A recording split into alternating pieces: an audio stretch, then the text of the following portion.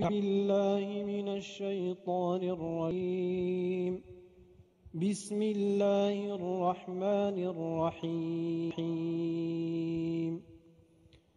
إن هذا القرآن يهدي للتي هي أقوم ويبشر المؤمنين الذين يعملون الصالحات أن لهم أجرا كبيرا، وأن الذين لا يؤمنون بالآخرة أعتدنا لهم عذابا أليما. ويدعو الإنسان بالشر دعاءه بالخير، وكان الإنسان عجولا.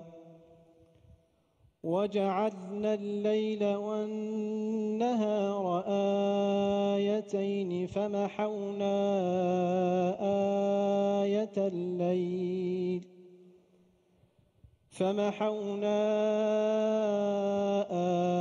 آية الليل وجعلنا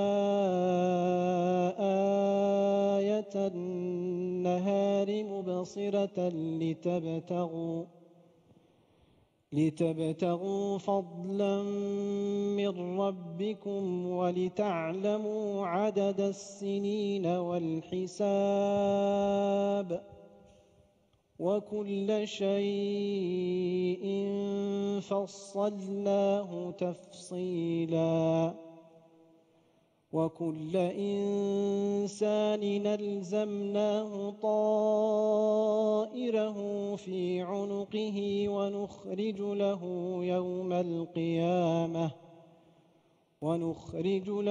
يوم القيامة كتابا يلقاه منشورا.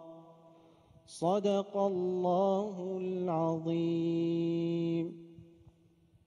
كتاب كلامه تاج الكلام، وقدره جاوز هام الغمام، وفضله عال